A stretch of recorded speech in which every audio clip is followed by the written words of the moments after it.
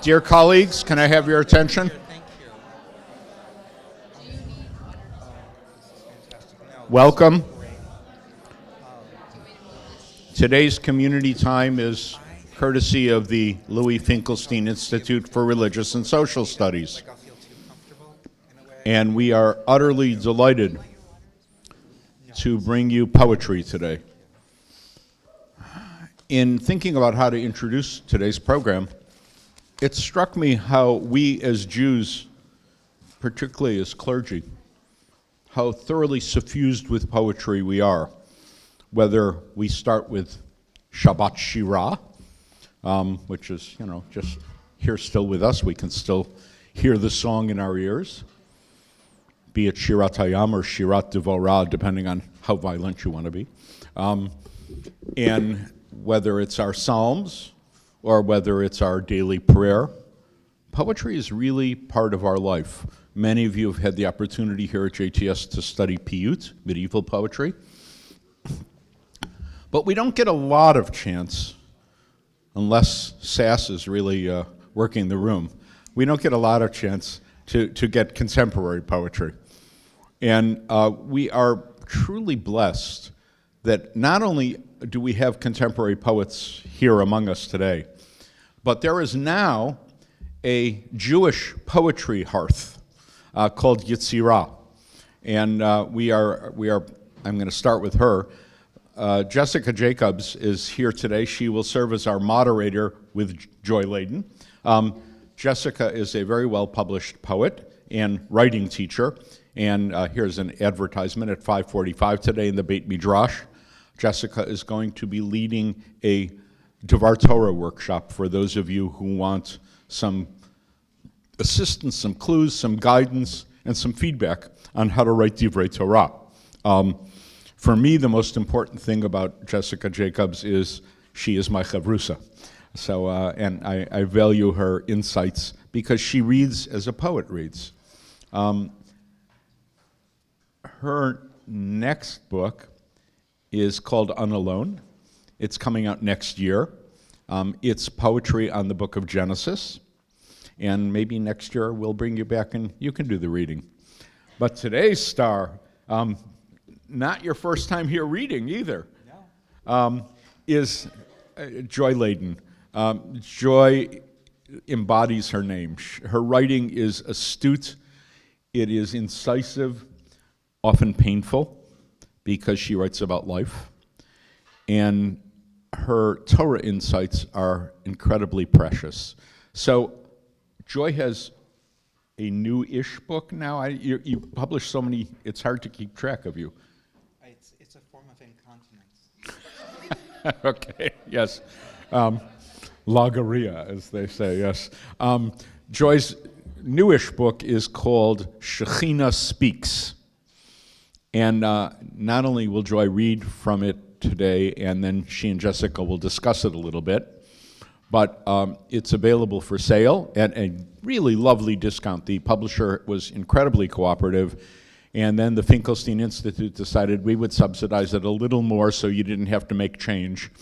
So for $10, not only can you get a copy of the book, but if you're really nice, Joy will sign it too. So without further ado, Jessica and Joy, please. Are you, I don't know what order you're doing. Okay. Yeah, now we have an introduction, right. Thank you for the introduction to my introduction, Bert. That was wonderful. Yeah, you all are very lucky just to have such incredible faculty here. Yeah, Bert, I know, has inspired so many students, so thank you for inviting us and letting me be in conversation with Joy. I first encountered the voice of Joy Ladin not on the page, as so many appreciative readers have over the years, but in my headphones while out for a run.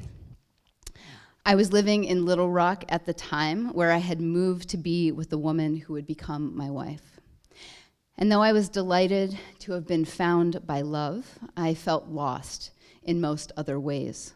Long alienated from the Jewish tradition into which I'd been born, filled with big questions I was unsure of how to even ask, let alone begin trying to answer. And then, there, in conversation with Krista Tippett for the radio show On Being, was Joy, the former David and Ruth Gottesman Chair in English at Stern College for Women at Yeshiva University, the first openly transgender professor at an Orthodox Jewish institution. Her voice alive with her love for Jewish text and tradition, a love that persisted despite having faced down so much small-minded discrimination from many who considered themselves standard bearers of Judaism. And just as in books like The Soul of the Stranger, reading God and Torah from a transgender perspective, which was a finalist for the Lambda Literary and Triangle Awards, she spoke of how she'd found a place for herself within this tradition, sharing what she'd found with generous intelligence, lyrical prowess, and always a touch of humor too, which I'm sure you'll hear today. This deep knowledge and expressive gift has also resulted in 10 books of poetry, including Shekinah Speaks, from which she'll be reading today, and the Book of Anna, winner of the National Jewish Book Award. And on that hot Arkansas day nearly a decade ago, her words and story felt to me like an invitation back into Judaism, illuminating a path down which new and revelatory answers might be found. And now, wherever you are on your spiritual journey, no matter the questions with which you wrestle, I have no doubt that you too will feel moved and changed by what you're about to hear, which makes it my great honor to welcome Joy Ladin.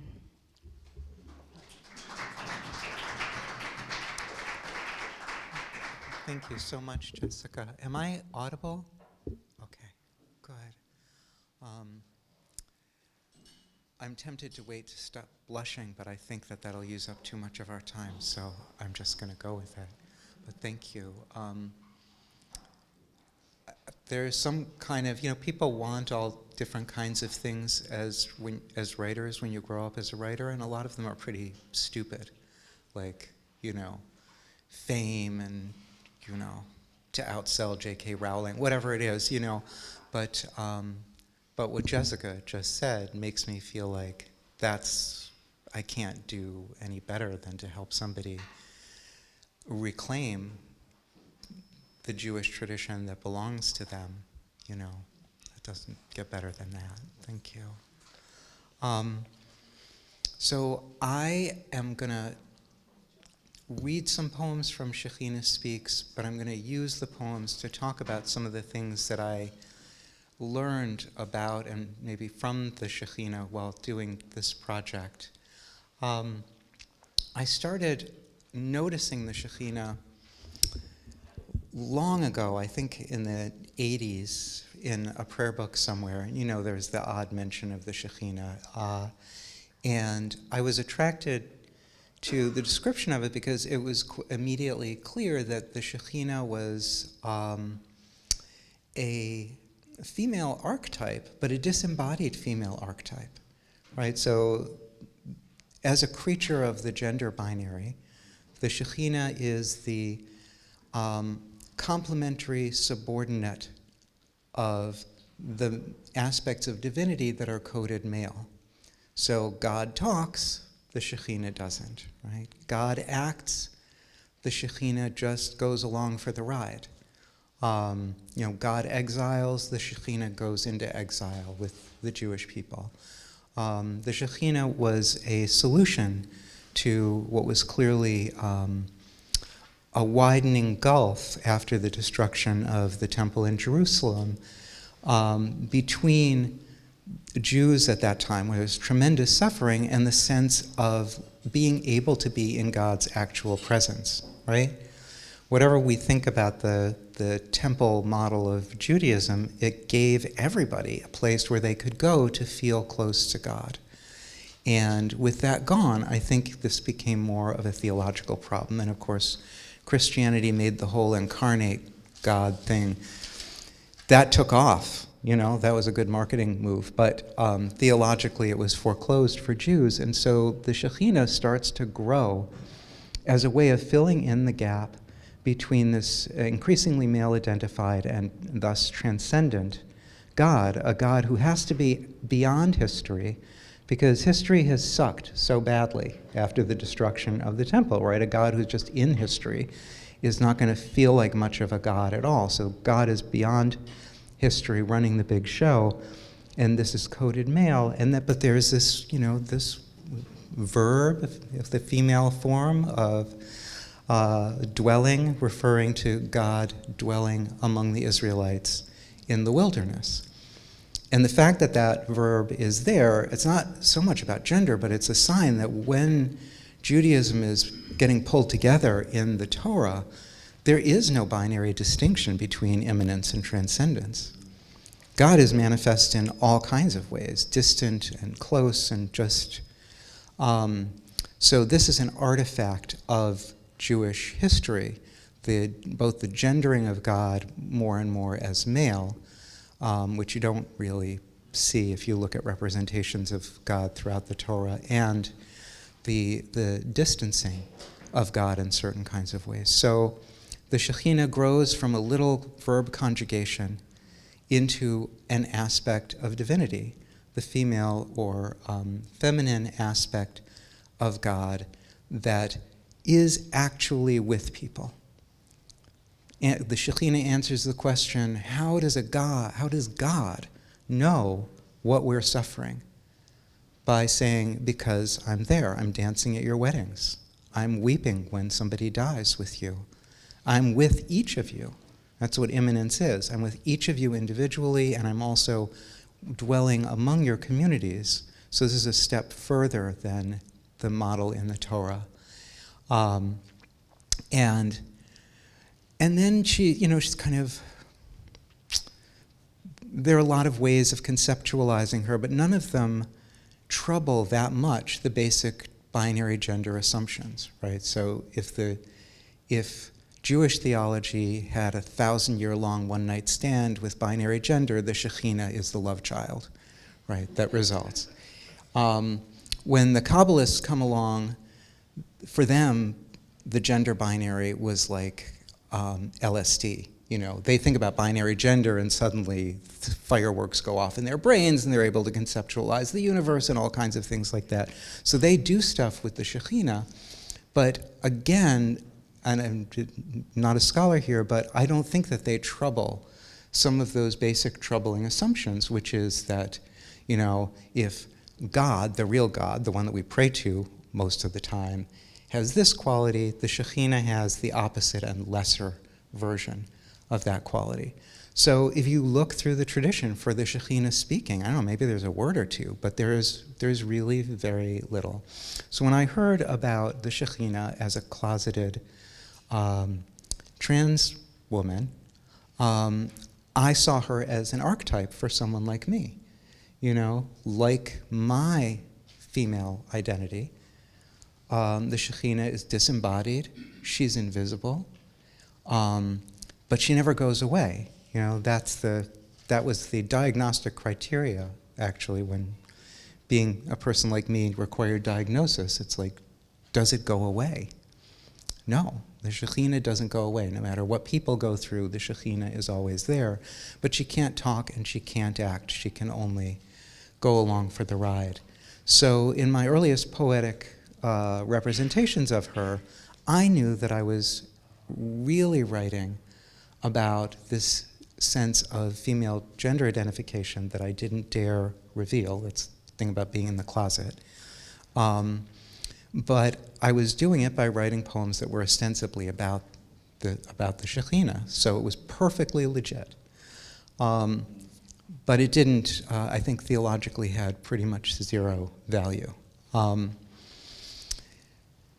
Sometime later, I was invited by the University of Colorado at Boulder. There's like an Institute of Disembodied Judaism or something like that there. Anyway, they do an annual conference, and this was their Shekinah year. It was called She, and they asked me to participate in it. And So I looked at my old Shekinah poems and I thought, well, these are very old, number one, and I'm no longer in the closet. I'd like to write something new here. And I've always wanted to be God. So this is, I'm basically being invited to, take the mic here and just run the universe for a few poems, and then you can step back. So I had a great time impersonating the Shekinah, writing what is called a persona poem in American poetry, where you pretend to be someone else, but from the beginning of the poem, the reader knows that the author is not the speaker. So you get the benefit, the intimacy of the first person, but the plausible deniability of, well, I'm just the author kind of stuff. So I had a great time with this. And then thanks to Bert pushing me, I wrote The Soul of the Stranger, which was an actual sustained thinking about theology and idolatry. And so when I went back to those poems, I thought, oh my God, I've achieved poetic idolatry. It's really not easy in this day and age, but I've created words that substitute my limited human conception of divinity for the Shekinah, which makes it actually less likely that people who read these poems will be able to recognize the Shekinah or her voice. So, I felt terrible about doing it, but not terrible enough that I didn't say, yeah, but they're still good poems. But what surprised me was that I felt a hunger for what those poems weren't. Like, I really wanted to hear the Shekinah's voice. I wondered what would the Shekinah say? Or actually I thought, given immanence, this makes sense to me as a mode of divinity. So clearly the immanent aspect of the divine is with each of us, including me all the time, and I know it's talking, but I don't know how to tune in to that voice. I don't know how Shekinah speaks or what she would say. So I decided to try to create poetry that was not mine, that was just an opportunity for the Shekinah to speak through the words that I was arranging. If you read the book, it's easy to tell the difference between where that happened and where it doesn't. If it's good, the Shekinah managed to take over. If it's less good, that's where I'm still getting in the way. But in terms of the writing process, I didn't know what I was doing. I mean, that's a very vague idea. I knew that I needed to use words that weren't mine so that I could not repeat the same errors. So first I wanted certified God language that would be work as poetry. So I reached for late Isaiah, the divine monologues there, and I thought, well, this can't miss. This is great poetry. I'll just take a bunch of words from there. I'll juggle them up. I'll see what happens. It's going to be awesome. But it sounded just like somebody had put late Isaiah in a Cuisinart. I mean, it was poetically completely dead. It had nothing to do with the Shekinah. And I realized I needed some other text, some other language that could be mixed in here. And then I got throughout this process, I would get ideas that were given to me. They were really not my ideas. And this was one I thought was pretty stupid. The Shekinah suggested that I look at Cosmopolitan magazine, that I take words from Cosmo articles and mix them with words from late Isaiah. And I'm like, like random Cosmo articles? He's like, no, find Cosmo articles that resonate with the parts of Isaiah. And I said, oh, Clay, you're clearly not a subscriber to Cosmo, and you may not have read Isaiah lately either. But I went to the Cosmo website, and as a trans woman, there was lines that I always loved. Sing out, O barren one who has not given birth. I think a lot of trans women have that kind of feeling. And I typed the word barren into the Cosmos search engine, and I'm like, this is such an old-fashioned word, there's no way. But what the first article that popped up was why this woman is proud to be known as the pageant queen without a uterus. And I thought, okay, you've made your point. Yeah, it has the word queen in it, and I know that's one of your appellations, and you don't have a uterus either, and you're not ashamed of that, and all right. So I started mixing words, and without a plan, I would just mix words from the text until sentences started to form.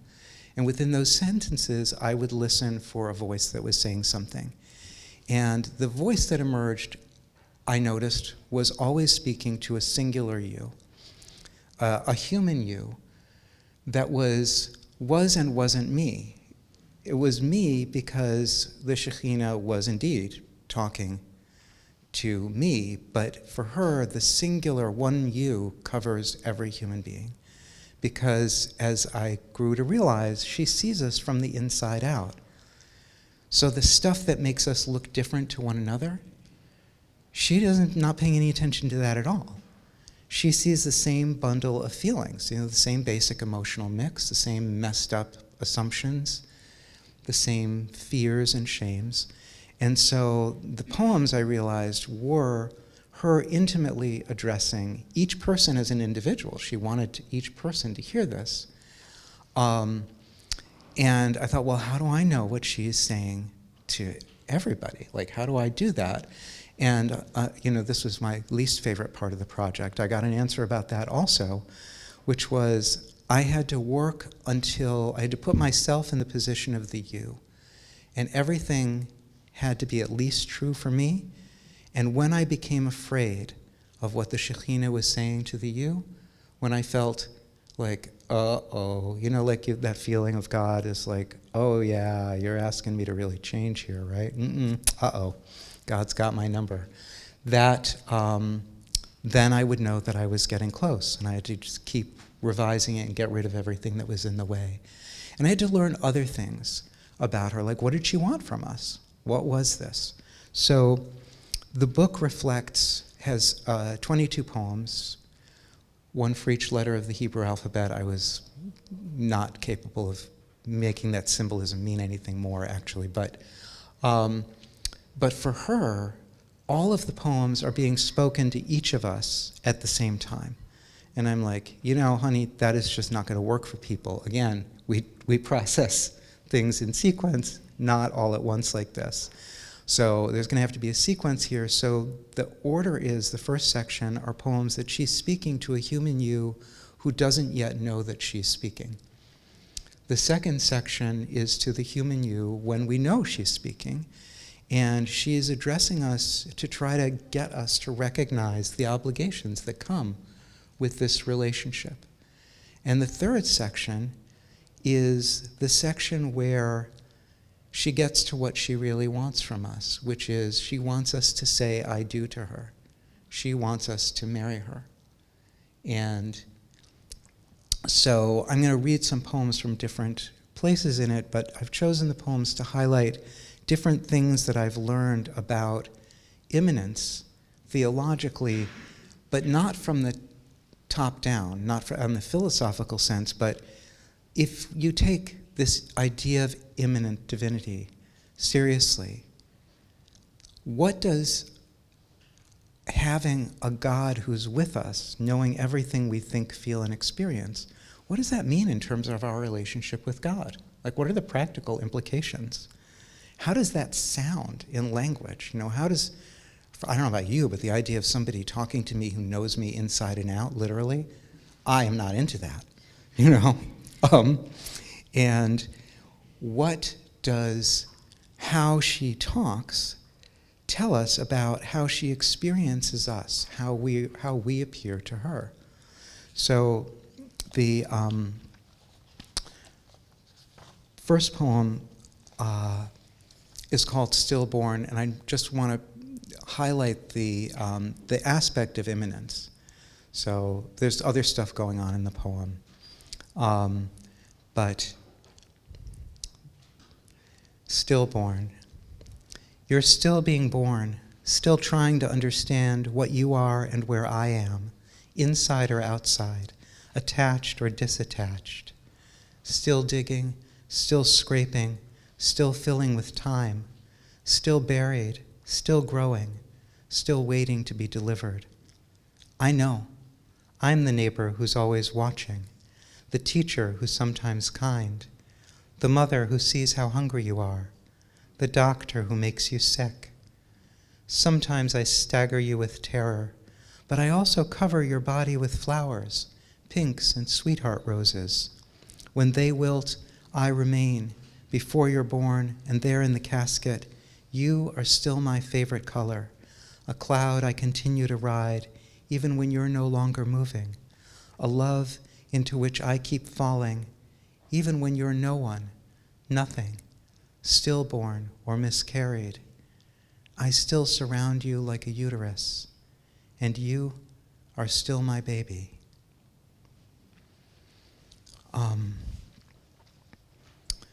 So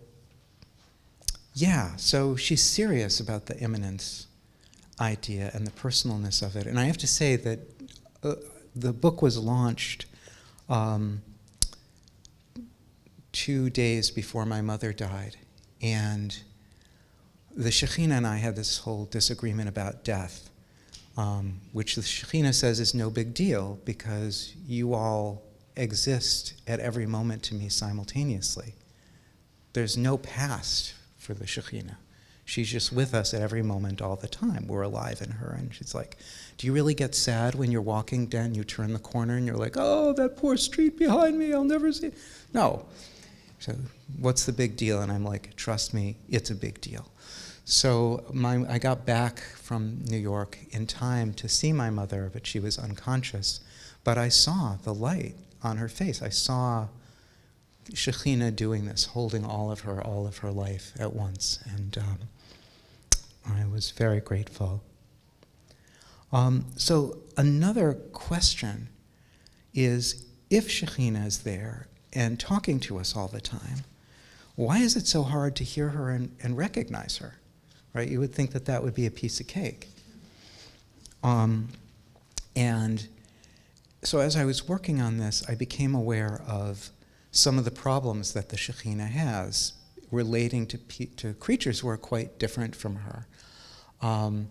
This one was a hard lesson. My mother and I were in the emergency room all Kol Nidre Eve and into the next night, and my mother, who had dementia, every 90 seconds forgot where we were and how we came to be there. So she kept asking the same questions, and all night I repeated the same story. And then toward dawn, I realized, oh, this is how we seem to the Shekinah.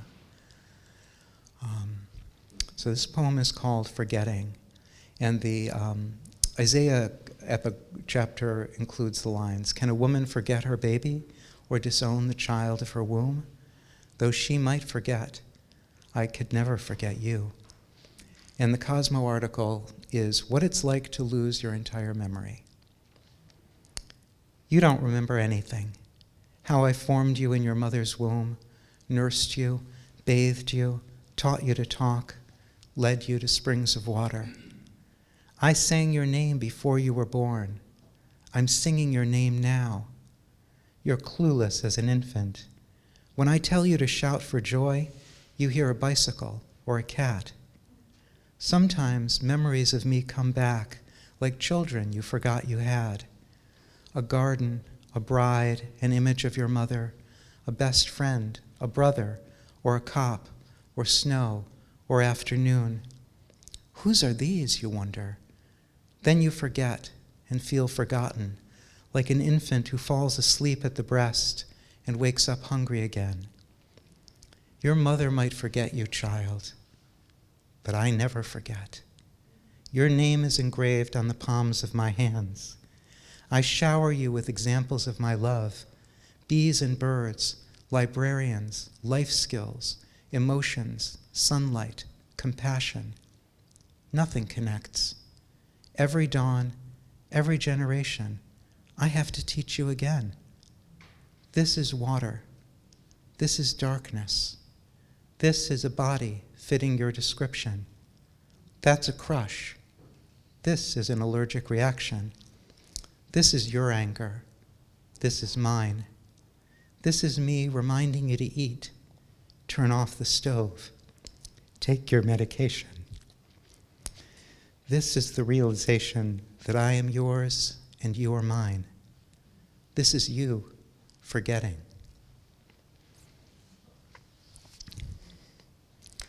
So yeah, there's a huge mismatch in terms of our relations to time and space.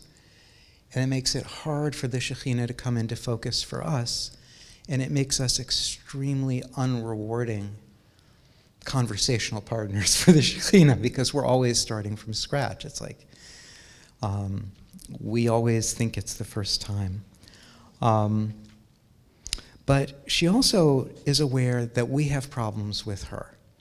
We're not necessarily thrilled to be relating to her, and I know I'm talking too much and reading too little. So I'm gonna, I have 3 poems that are examples of that. This one is called Shame. And the quote from Isaiah is, "Woe to the one who says to a father, 'What have you begotten?' Or to a mother, 'What have you brought to birth?'" And the Cosmo article is, "I had an abortion in Alabama, and my neighbors shamed me."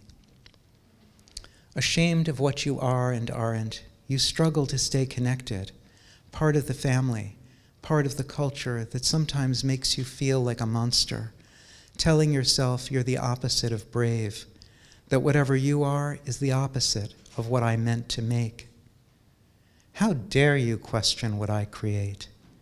Your shame and your panic, your sex and your rage, where you're broken and where you break, I bore them, I bear them, I open the gates of privilege and stigma so even you can see the image, my image, in which you are made. You can hide from everyone, child, but you can't hide from me. I'm your calamity and your queen, the truth from which there is no protection, the heaven that stretches equally over victory and shame. I foretold you long ago, declared to the ends of the earth, I would be your potter, and you would be my clay. A storehouse I'd fill with treasure, a habitation for my name, matter fashioned into revelation, a cloud from which I reign.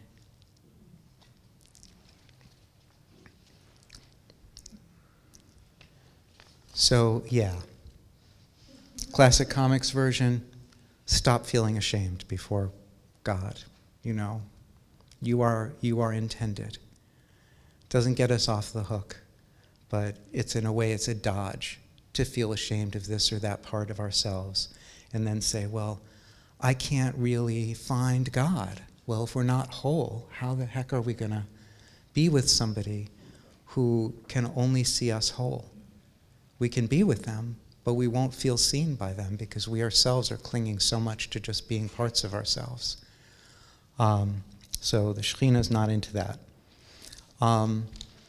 But she also knows that she's not the most fun playmate. Like if you're looking for a date, the Shekinah is not necessarily the person you want to spend the evening with. And this poem is about that. It's called Splendor. Isaiah epigraph is, go into the rocks, hide in the ground from the fearful presence. And the Cosmo article is about micro-cheating. Of course you're full of fear. The closer I come, the more you feel like a cave or a rock or a hole in the ground. You don't know how to relate to splendor that has no form, no face, no sweetness you know how to taste, no love you know how to feel. Of course you want to flee. I make you feel little. I make you feel mean, like something that needs to be removed, beaten into another form, thrown altogether away. You long to feel treasured and embraced by someone who has fingers and a face, someone like you who's full of holes, who knows what it means to strain, to wait, someone who isn't always there, a terror you can't shake, a bond you cannot sever, a light you've longed for and tried to flee since it first tempted you from rocks and caves and holes in the ground into the splendor of humanity. So she's been waiting for us for a long time. And And she is a little bit jealous of our relationships with one another, actually, because she can't, there are forms of human love that are as imperfect as they are. They're really good for us, and that's not her jam. Like, she can't do it, except to the extent that we say, I'm here with you, and I know that the Shekhinah is here in me, experiencing you through me, and I see the Shekhinah in you, experiencing me through you. Like, you could imagine that kind of thing, but I don't think that happens so often. So one of the things that I wanted to point out is that I got from Isaiah, not from Cosmo. Cosmo wasn't really that much help on the theological level. But, one of the big problems with this is the question, how does Shekhinah speak? Like, how do you do that? If you're representing the Shekhinah speaking, there aren't models. And so the first answer I got was any way she wants to, which is true. That's because the Shekhinah here is not a creature of the gender binary. She's what Marcia Falk, who was not into the Shekhinah, called an autonomous female. Female not defined in relation to the male. So she's all of divinity. She's just in the key of the female or feminine. Why? Because not for her, but because for us, gender is so foundational to most of our relationships, and I'd say to all of our intimate relationships. So manifesting through gender enables a sort of intimacy and interaction that Maimonides would sniff at best, but which is, I think, indispensable for us if we actually want to foster intimate relationships with God. The problem is that when you relate to God in terms of human modes that feel comfortable, that enable us to sense God, we verge on idolatry because we're getting comfortable. That's not a God we're afraid of. This is cozy. God's my mother on the good days. She's my mother. And, the more comfortable we get, the less God we're relating to, and the more we're just getting lost in the sauce of our own proclivities. So in Isaiah's divine monologues, you'll notice over and over again there are torrents of self-definition from God. I'm this, I'm that, I'm the other thing. I cry out like a woman in childbirth. I scream like a warrior in battle. I lay waste to vegetation. I lead the blind. You're like, what is going on here? Well, what's going on here is naming God in terms of human categories, but so many and so fast that none of them can harden into idolatry. They all give us flashes of the divine from different perspectives, but we don't get to have them long enough for us to screw them up. And so the Shekhinah does that in these poems, as you've probably noticed. I'm a this, I'm a that, I'm in the other thing. But what shocked me was that the Shekhinah's endgame here is for us to overcome the divine human binary, which she doesn't see as an absolute distinction. She doesn't see an absolute distinction between human and divine. She wants us to see that she is really seeing us. And when we see ourselves from her perspective, what we'll see are beings that, because we're hers, we don't fit into the human categories we use to identify ourselves either. So she describes us using the same method she uses to describe herself. A storehouse, a cloud, all of these different things. She's saying, you too are so many things. Don't get stuck in any one of these ways of thinking about yourself, because then you'll lose this incredible you that I see all the time. A you that is fully me. So I wanted to read a poem where she's... Do we have time for another? Okay. This is called Singing, and it was the one that came up with the Cosmo, the first one, like I said. So Sing Out, O Barren One, that's part of Isaiah, and the Cosmo article about the pageant queen without a uterus. Singing. Before you were a fetus, before you were an egg, you were a song I was already singing, a promise I'd already kept. I stretch out your curtains, strengthen your pegs, make room inside you for the world I created you to share. You are my embryo, and I am your womb. You're my labor pains, and I'm the mother pushing you to cry, to talk, to stand for something, to stop being scared of the joy rising like waters in the days of Noah, flooding your foundations, crowning your head, answering every question I created you to ask. Why you feel incomplete, like a tiara without a pageant. Why you mistake affliction for love, and love, my love, for affliction. Why you just start crying when for a moment you hear me singing the secret you forget you're keeping. You are the child of a queen. Why it always feels like the first time to you, the first shaking of your mountains, the first bursting into flame, the very first season of your first reality show on which a queen with a whirlwind where a uterus should be, whose presence fills you with fear, keeps waiting for you to say, I do, to the love, my love, that never stops singing and follows you everywhere. Thank you.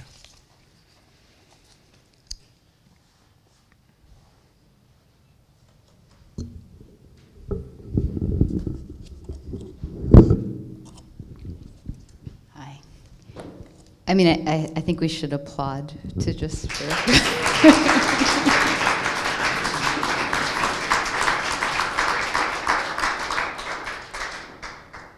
I know your poetry makes me want to be very quiet, so I understand that impulse. I'm sure many of you have questions, but I'm hoping I can just ask one quick one. Where do you find the courage to write like this? Where do you find the courage to not just read the Torah and related texts as an object of worship, but as a source of creative inspiration? That's a really great question, and it goes back to, well, some of the worst things about me in my life. So, healthy dose of narcissism, but that was not chastened in certain ways because of growing up alone and hiding as a trans kid. In some ways, I wasn't socialized. In some ways, that was bad. Like, I don't think I grew up with a sense of ethics, really.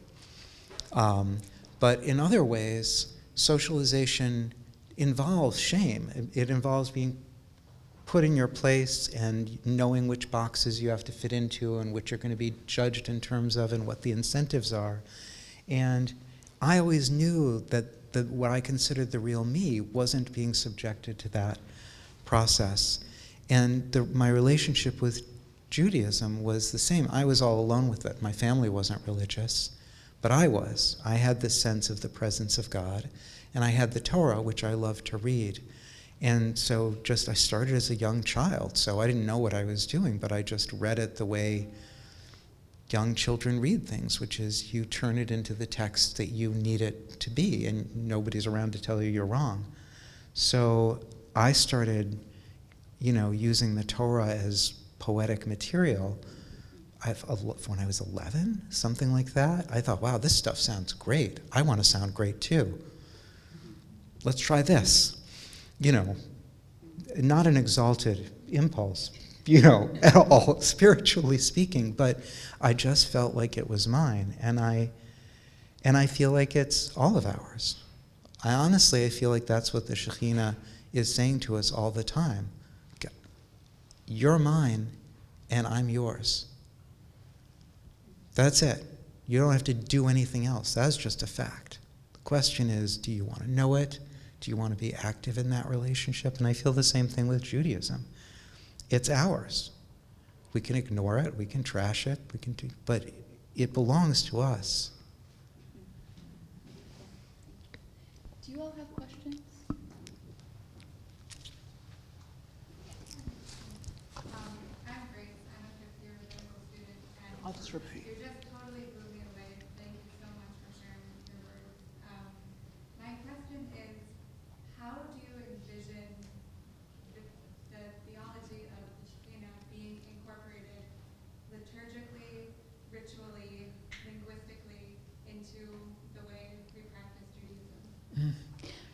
Just for the people online. So the question was, how do you imagine the Shekinah integrated into liturgy? Yes, and into your work as well. So I told you often the questions are better than my answers, and this is going to be one. That is a great question. And there's a lot of work to do, because I think the theology of immanence, anything that's gendered female is going to be likely to be neglected and underdeveloped. And particularly anything that's gendered female but is taken as whole, right? So if the Shekinah is not just stuck into her corner of the gender binary or the Kabbalistic system, but is actually taken seriously as a way God is living with us, it's very underdeveloped and I think very under-thought of. So there's a lot of work there. And I don't know how to do it, but I think before it's done, I would like to see us have, I'd like to have workshops where we practice tuning in to immanence. I'd like to do those workshops. How do we, I've done workshops on how you read Torah from a transgender perspective. Well, how do you hear Shekinah speaking? How do you answer the call that she's giving to us? And I think from learning to do that, that's where rituals should grow out of. Instead of inventing rituals that, sound like they might, be appropriate for the Shekinah. I have a terrible ritual imagination, so I couldn't even do that. But let's actually start experimenting together and find out what things work for us to do individually and together in order to tune into the divine in those kinds of ways. And then we can start elaborating them communally. I want to speak to Grace's question because I've had the blessing of having read all of Shekinah. Actually, I think read all 10 of your books. And it seems to me that one thing all of us can do is put the Shekinah, that little volume of poetry, right next to our machzor. And when we prepare to lead services, that let Shekinah speak from the pulpit. Use Joy's work as part of your liturgy. And I think it will enrich the liturgy in ways that most congregants are, in shul, surprised to think that they might hear from God. So Joy can give us that. Rabbi Erbach actually did that this past High Holidays. And I learned a lot from her sermons, which were ostensibly about poems that I knew. But she was a phenomenal reader, but she was specifically using them because she knew that her congregation would have all of these obstacles to feeling that they were in the presence of God, which is in some way what the whole High Holiday thing is about. Just to feel for a little bit of time that we're really with God and that God is really with us. And that seemed to go well for her.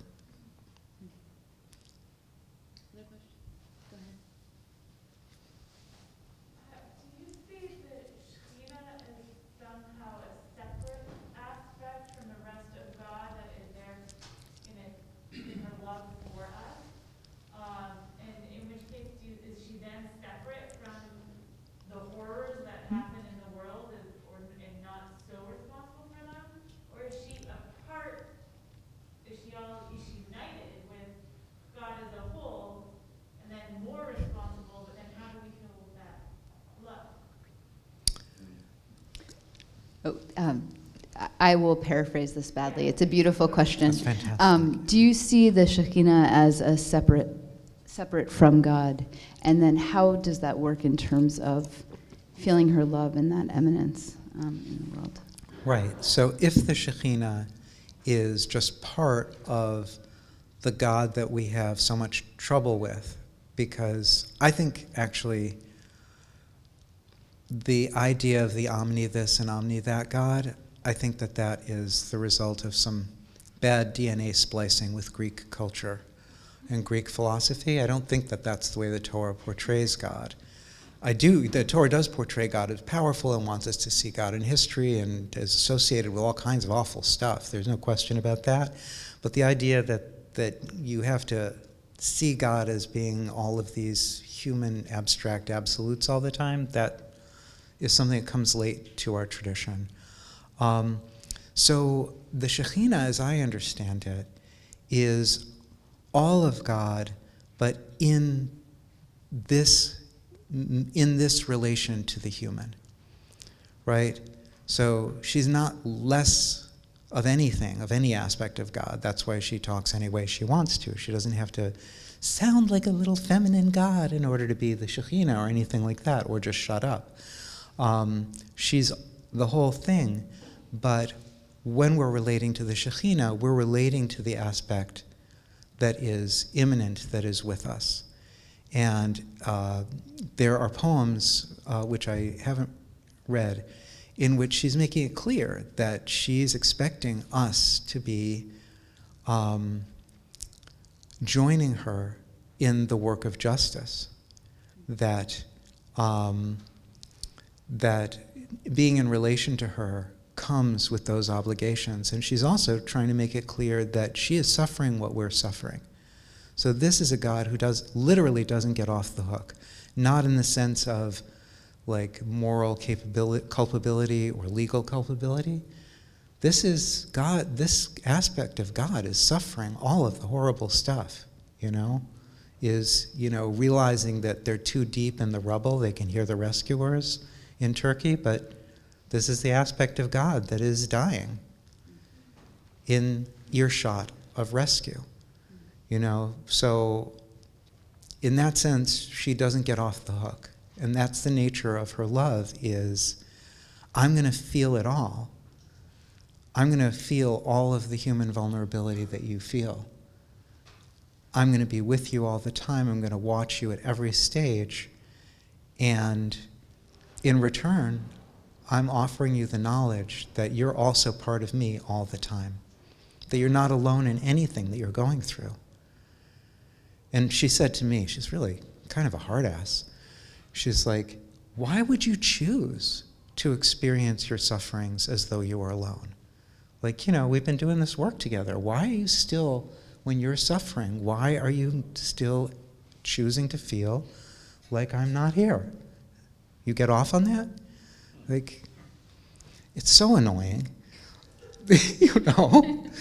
But, so I don't know if that fully answers the question, but. Well, I think that's all the time we have, sadly. But Joy, thank you for letting us sit with your wisdom and your poetry. Thank you. And I'm sorry I didn't leave more space for. So, thank you. Just a reminder that Jessica will be doing a workshop on Divrei Torah at 5:45 in the Beit Midrash. And Joy will be here for a little bit signing and chatting, I'm sure. When I read you, Joy, I am often, because I'm trained as a literary scholar of Midrash, I'm often focused on your mechanics. And they are, as any of you who are listening carefully, they're brilliant. But sometimes I forget that your theology is so deep and profound. And I often enough reading you find myself weeping. But I think today you help me understand that I weep because I know the Shekinah is there. So thank you.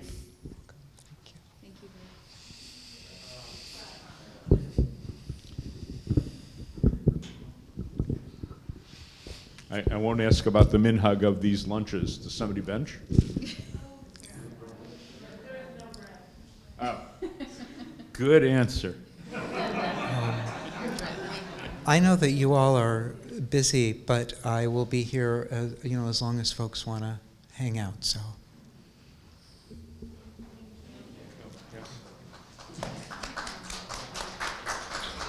And thank you to all the Yetzirah folks who have been patiently watching on this screen. Welcome, and we hope we'll see you at other events too. I forgot.